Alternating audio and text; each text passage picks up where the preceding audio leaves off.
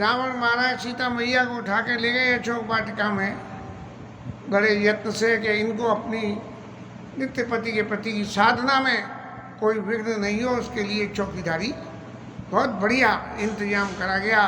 जैसे बड़े बड़े नेता जेल में चले जाते हैं और जेल में जाने के बाद उन्हें कोई तकलीफ नहीं हो तो पूरा एडमिनिस्ट्रेशन और सब उनकी जो है देखभाल करता है। ऐसे रावण महाराज ने जो है सीता मैया की देखभाल के लिए रख दी। अब सीता मैया को काम धाम कुछ नहीं, तो बैठे बैठे भगवत नाम का ध्यान। सो जैसे हिरण के पीछे भागते हुए राम जी को देख के और सीता मैया ने जो दर्शन किए थे, बस उन्हीं दर्शन को हृदय में धारण करके और सीता मैया जो है भगवत नाम का जाप कर रही हैं।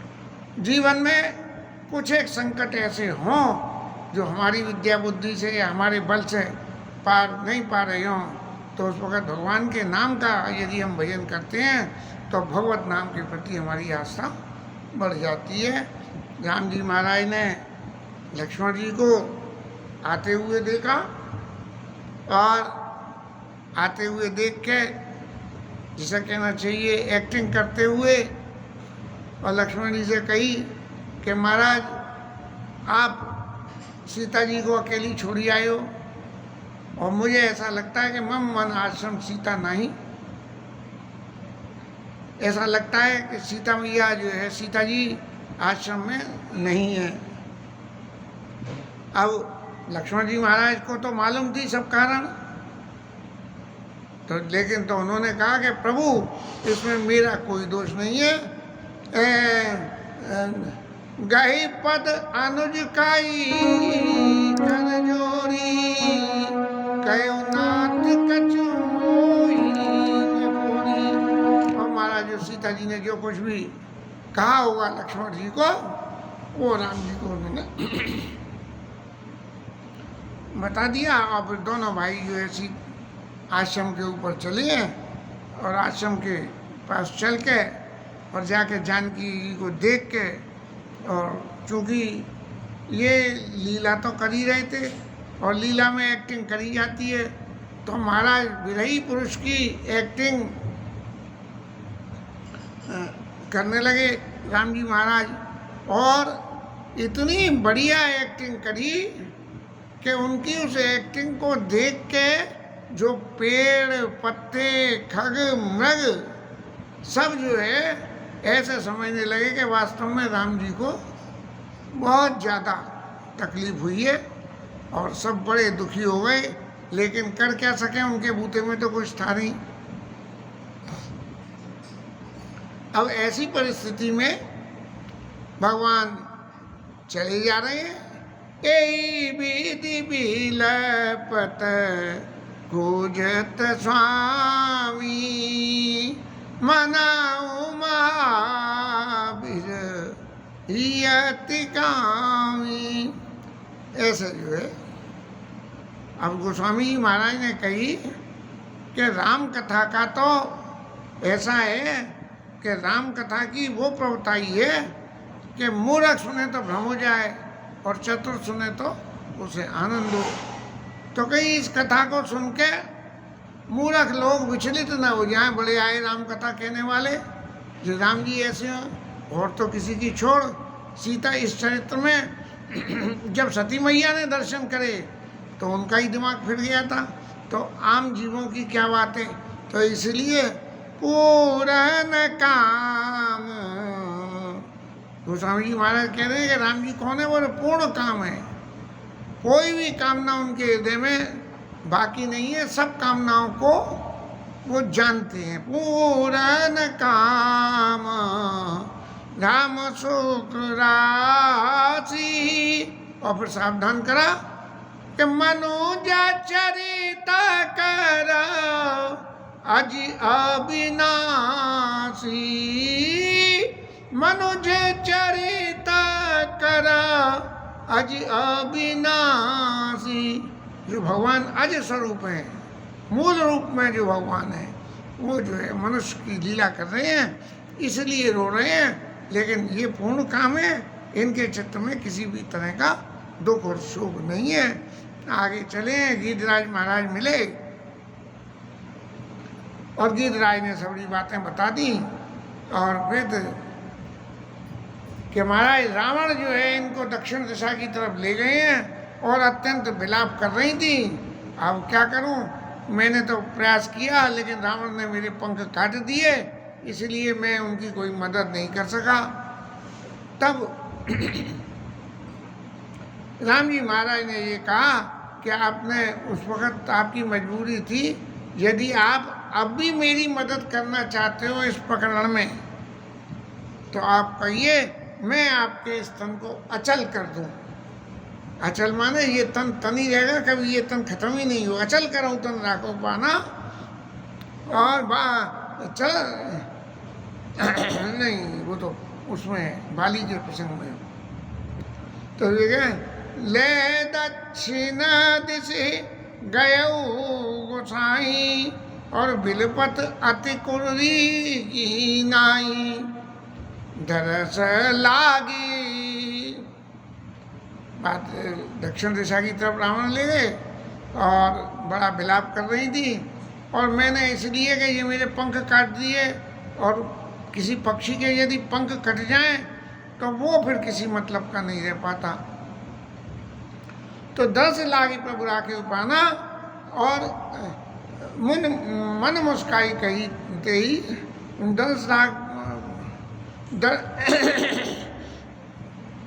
दस लागे प्रभु राखे उपाना, चलन चय तब कृपा निधाना।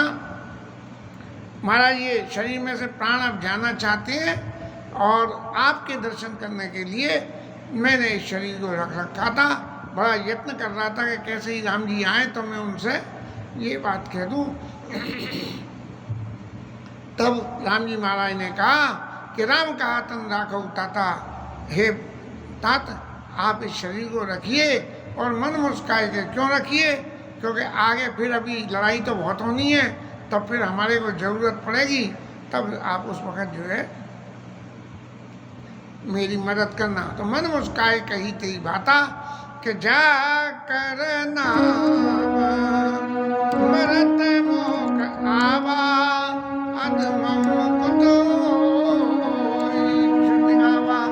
अरे मरते वक्त जिसका नाम मुंह पे आ जाए वो मुक्ति हो जाती है। तो महाराज मेरे तो आगे आप जो है सो मामलोचन गोचर आगे राखों दे नाथ के ही खागे। महाराज मैं किस कारण से जो है इस देह को रखूं और किस मतलब के लिए रखूं। अब सो जल भरी नायाना कहते रघुराई और तात कदम निज ते गति पाई। आपने जो है अपने कर्म से ये गति पाई है, और भगवान ये कहते हैं कि आप तो ये कह रहे हो कि मेरे दर्शन के लिए प्राण रखे, दर्शन के लिए प्राण नहीं रखे। आपको अपने कर्म के परिणाम स्वरूप आपको मुक्ति मिलनी थी, इसलिए आपके प्राण अब तक बचे हुए हैं, और मैं इसलिए चाहता हूँ कि आपके प्राणों को मैं अचल कर दूँ। लेकिन महाराज एक बात आप सुन लीजिए, समझ लीजिए कि पराई तब सजना के मन माई तिनका जग कछु दुर्लभ नाई। दूसरे का हित करने के लिए जिसके मन में हम हमेशा रहता है कि मैं कुछ दूसरे की मदद करूं, ऐसी यहाँ ये रहती हो स्थिति रहती हो, वहाँ पर जग में उनको कोई भी काम ऐसा नहीं है कि जो उनका अधूरा रह जाए। आप कहते हो कि आपने पूर्ण काम होने के लिए दर्शन करने को मेरे प्राण रखे, तो वो नहीं है, जो आपने परित धर्म का काम किया उसकी वजह से आपको ये गति मिल रही है। अब महाराज आप जो है इस जटायु शरीर को छोड़ के और आप जो है मेरे धाम को जाइए और देव का तुम पूर्ण कामा। महाराज जब आप मेरे धाम को जा ही रहे हो तो फिर आप तो पूर्ण काम हो गए, फिर आपकी कोई कामना तो बाकी रहेगी नहीं। इसलिए अब मैं तो यहाँ से आपको कुछ दे भी नहीं सकता, ये कह के। लेकिन एक बात आपको जरूर कहना चाहूँगा कि सीता हरण तात जने कहु पिता सन जाय। क्योंकि महाराज आपने अपने परित के वश से भेद भक्ति का वरदान लिया है, ऐसे ही राजा दशरथ ने, हमारे पिताजी ने भी लिया था। और वो भेद भक्ति हमारे मेरे धाम में जाके और भक्ति कर रहे होंगे, तब वहाँ आपकी उनसे मुलाकात होगी। आपके मित्र भी हैं, लेकिन वहाँ जाके पिताजी को ये मत बताना कि सीता जी का मन में ऐसे ऐसे हरण हो गया है। क्यों कि मैं आपको एक बात बता दूं कि रावण महाराज भी वहीं पहुँचेंगे मेरे धाम में। और जब दशरथ जी, रावण महाराज और आप तीनों मिलोगे तब आपस में बतला लेना, जो मैं राम तो कुल सहित कही दशानन आई। यदि मैं राम हूँ, माने इसका मतलब ये है कि कहीं ना कहीं गरुड़ जी के मन में ये संदेह ना हो जाए कि प्रभु कह तो रहे हैं लेकिन वास्तव में ये राम है कि नहीं। विश्वामित्र जी लेके राम लक्ष्मण को चले तो उन्हें भी भ्रम हो गया कि कहीं ऐसा तो नहीं है कि भरत शत्रुघ्न कोई और दे दिए हो। और तो उन्होंने चले जात को दीन दिखाई, उन्होंने ताड़का को दिखाया और एक बाण से मार दिया, तब उन्हें विश्वास हुआ। तो भगवान के स्वरूप को देख के उनका आज अनादि स्वरूप का के बारे में भ्रम होना एक सहज बात है। इसलिए राम जी महाराज ने कही कि जटायु महाराज मैं राम हूँ, तो रावण का विनाश होगा। और रावण का विनाश होगा तो रावण भी चूंकि मेरे हाथ में विनाश होगा, इसलिए वो भी वहीं जाएगा। इसलिए वो जाके खुद ही बता देगा कि बोले महाराज रावण तुम आप यहाँ कैसे आ गए, आप तो इतना करते थे। बोले मैं आया नहीं हूँ, मैं भेजा गया हूँ, आपके पुत्र ने ही मुझे भेजा है वहाँ से यहाँ। तो गीत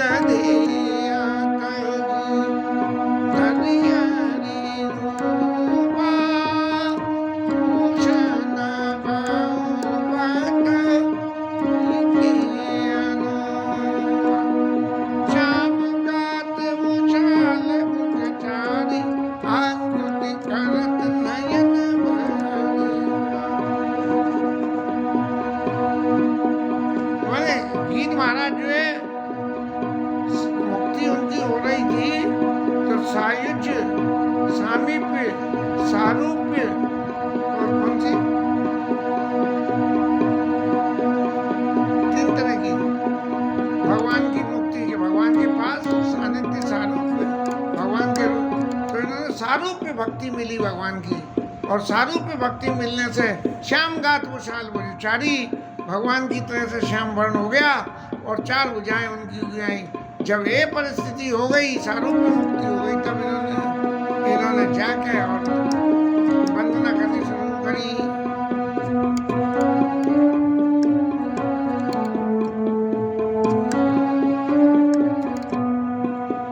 जय राम रूप बनी रघुन सगुन गुण वेद कबीर कसई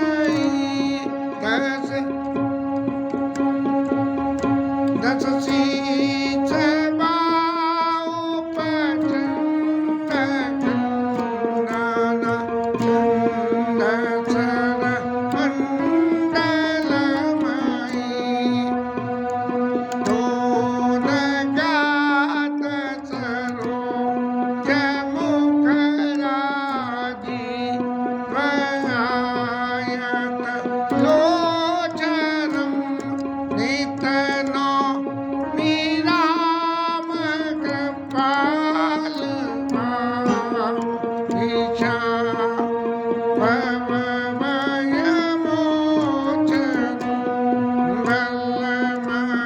Bye.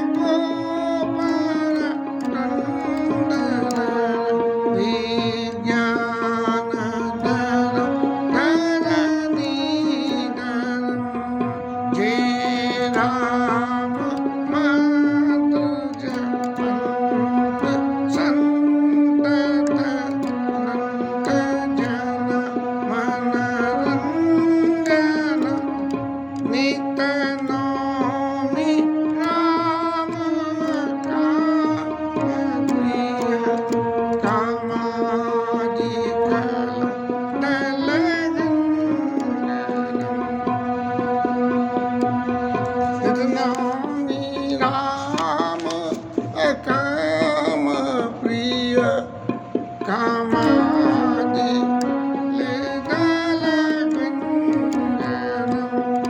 जय श्रुति निरंतर ब्रह्म व्यापक धीरज अज कई गावई करी ज्ञान ज्ञान विराग जोगा अनेक जीवों निपावई सो प्रगट करुणा चंद शोभा चंद अग जगमोहई मम हृदय पंकज भृंगज भव छवि सोई जो शुभम अगम सुभाव निरकुल असम सम शीतल सदा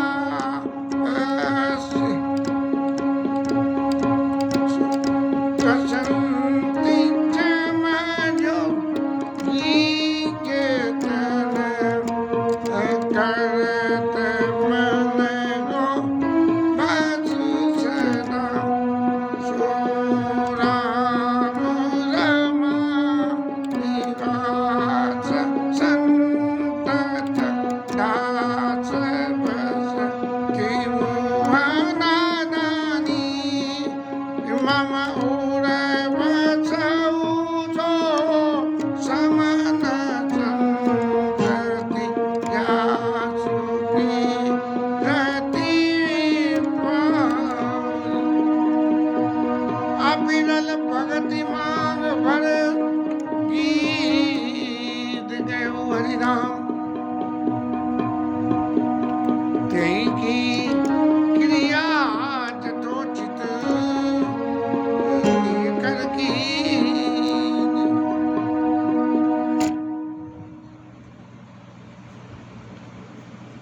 भगवान ने जटायु महाराज से कही कि महाराज मैं आपको क्या दूं, आप सब तरह से पूर्ण काम हो। लेकिन जब भगवान की वंदना करी जटायु महाराज ने, भगवान के गुणों का गान करा और क्या करा, कर ज्ञान ध्यान विराग जो अनेक मुनि जे पावई, कि आपको पाने के लिए कितना ज्ञान ध्यान करना पड़ता है तब जाके आप मिलते हो। तो इस ऐसा जो भगवान की वंदना करी, तो भगवान की वंदना करके भगवान के उस स्वरूप को देख के और जटायु जी के मन में भगवान की भक्ति करने की इच्छा एकदम जागृत हो गई। और उस भक्ति के लिए जटायु महाराज ने, प्रभु ने नहीं कहा दोबारा कि जटायु जी वरदान मांग लो, लेकिन जटायु महाराज के गोस्वामी ने लिखा अविरल भक्ति मांग बर, कि महाराज आपकी भक्ति बस मेरे हृदय में हमेशा अविरल कॉन्स्टेंटली लगातार आपकी भक्ति बसी रहे, बस यही मेरे को वरदान दे दिए। और ऐसा कह के महाराज भगवान के धाम को जटायु जी महाराज चले गए। अब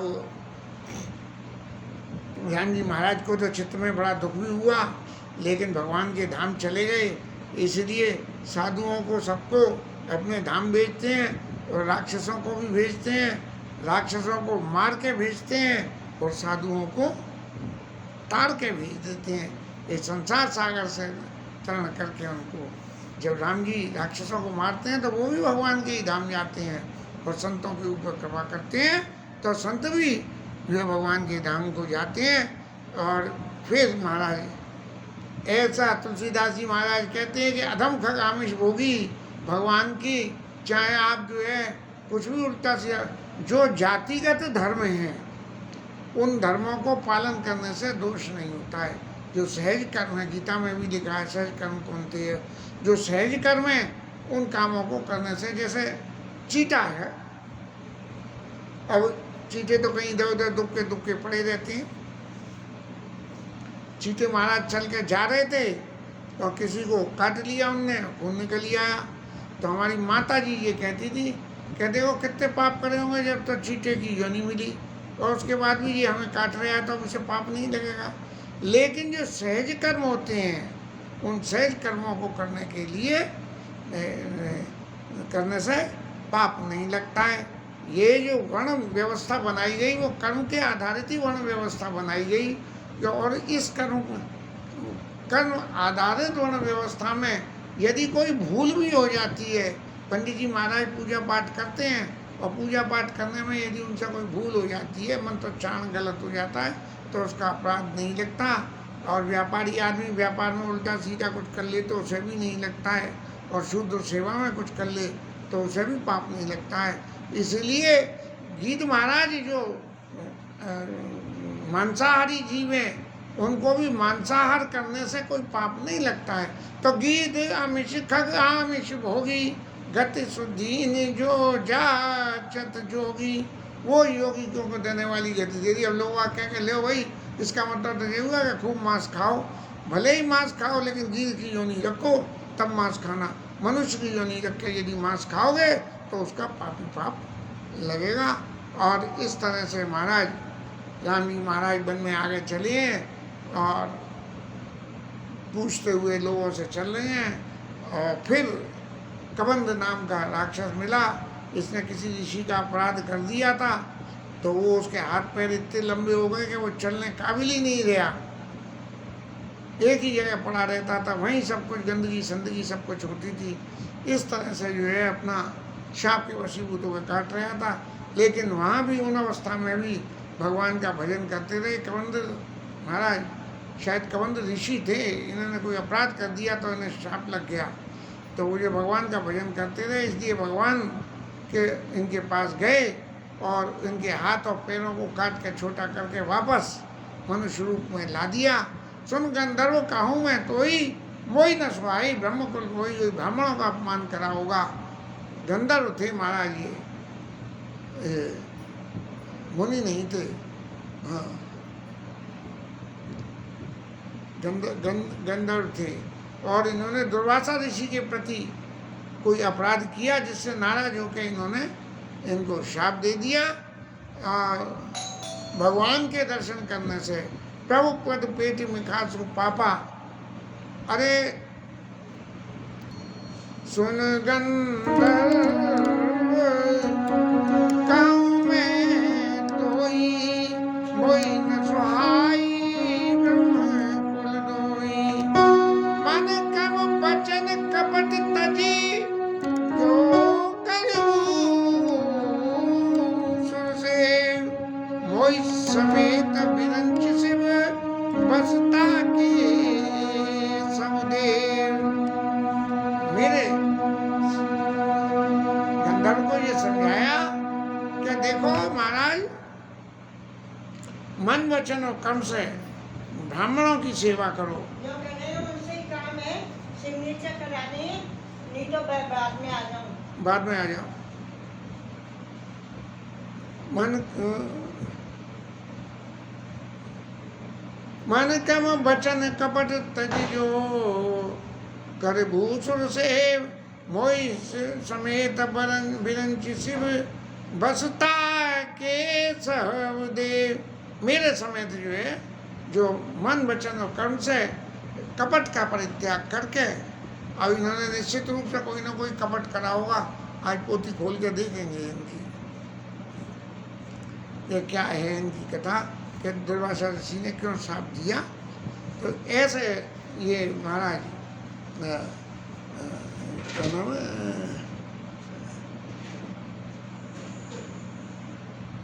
कबंध गंधर्व जो है का उद्धार हुआ। और फिर उन्होंने एक बात और कही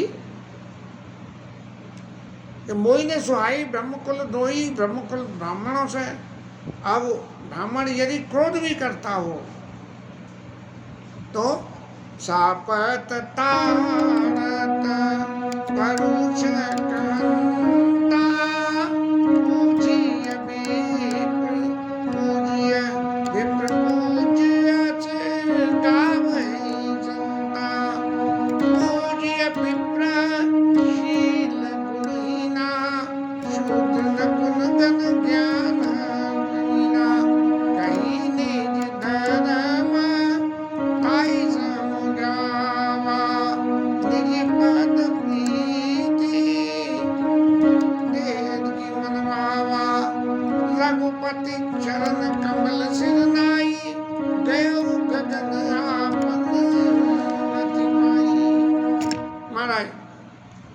ये कबंध जो है ये उपदेश किया कि ब्राह्मण शाप देता हो, प्रताड़ना करता हो, कटु वचन कहता हो तो भी उसकी पूजा करनी चाहिए, लेकिन कंडीशन ये है कि ब्रह्म कर्म करता हो।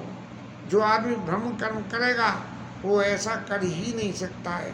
ये दुर्वासा ऋषि जो है जरूर एक एक्सेप्शन हो गए थे। अब जब तक कथा पढ़े नहीं तब तक पता नहीं लगेगी। पूज्य विप्रशील गुण ही नाम, भगवत साधन कोई करता हो और ब्राह्मण, और चाहे उसमें शील हो, कोई भी गुण हो नहीं हो, लेकिन जो भजन करता हो तो जो है उसकी पूजा होनी चाहिए। प्रभु ने ऐसा कहा, मेरी तो विद्या बुद्धि काम नहीं कर रही कि ऐसा क्यों कहा, और फिर अपना धर्म समझाया, और धर्म समझाने से इनके कबंध महाराज को भगवान के चरणों में प्रीति हुई और अपनी गति पाके धाम को चले गए। जो गंधर्व थे वापस वहीं चले गए। कितनी मुक्ति हुई इसका वर्णन गोस्वामी जी ने यहाँ नहीं किया। और आगे चल के राम जी महाराज शबरी मैया के आश्रम में गए हैं और वहाँ की लीला को कर रहे हैं।